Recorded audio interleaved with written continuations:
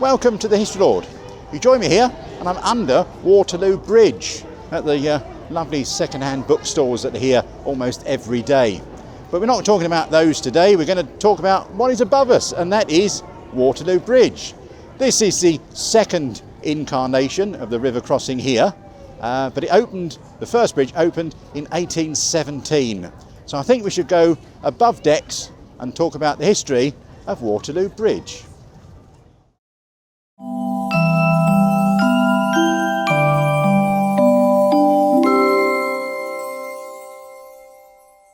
Welcome to London.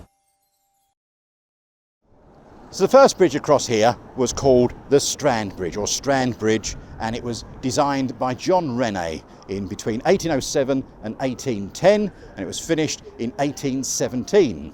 It was a toll bridge, and I think it cost upwards of a penny to walk across, and I think it was sixpence for a horse and carriage to ride across. It had 9 arches, each 120 feet wide, and there was 2 Doric columns at either side of those arches. The entire bridge was 2,456 feet long. Now, it wasn't long before the bridge actually started to deteriorate because of the flow of the Thames. And it was around about 1884 that they started having problems with that particular bridge. By the 1920s, the problems have got slightly worse. Now, as tolls were abolished in 1878, and the bridge was now under the London County Council. Before that, it was the Metropolitan Board of Works. It was up to the London County Council to repair the bridge. In the 1920s, the bridge was closed for a while to effect those repairs, and eventually a steel cage was put over the bridge and then moved to the east side of the bridge to ease traffic along the side. But by the 1930s, it was decided to demolish Rennie's old bridge and to build a new one. This is what replaced it. Let's go and have a look at it, shall we? This bridge was designed by Sir Giles Gilbert Scott. He also designed the Tate Modern, Bankside Power Station and Battersea Power Station, and also the red telephone boxes that are still dotted all over the country. It was unofficially opened in March of 1942 and officially opened in September of 1942. But because of the war, there was a delay. In fact, this was one of the only bridges across the Thames that was actually bombed during the Second World War and had repairs effected to it. It was also affected because of the shortage of the workforce. And so this bridge was predominantly built by women, and it's affectionately known as the Women's Bridge. But sadly, at the official opening in September of 1942, their contributions weren't even recognised. Things haven't changed much, have they? But there you go.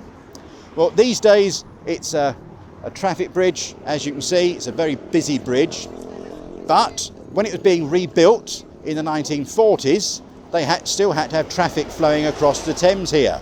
And so to the east, so to my right here, they actually built a Bailey Bridge, a temporary bridge. That was dismantled in 1942 and put into storage, and in 1944 it came out of storage and was transported all the way over to Germany, where it crossed the Rhine after all the bridges had been blown up in the assaults over there. What happened to it? Nobody actually knows. It disappeared slowly, piece by piece, after the war. Well, nowadays Waterloo Bridge links Strand at one end and Waterloo Station at the other, and as I said earlier, it's an extremely busy bridge for both vehicles and pedestrians.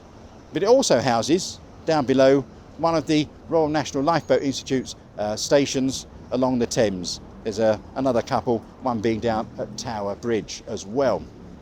Well, thank you very much for watching today. We do hope you enjoy these videos. If you do, please subscribe. And if you want to see when videos are uploaded, there is a notification bell just down below. If you want to see what we do outside of these videos, then have a look down below in the description and see about James's YouTube channel, which is called Last Line Films, or indeed go to historylord.co.uk and see about one of my walking tours of London. And don't forget, we're also on TikTok. Thanks for watching, and we'll see you very soon indeed. Let's have a think about for her. Tea time, I think.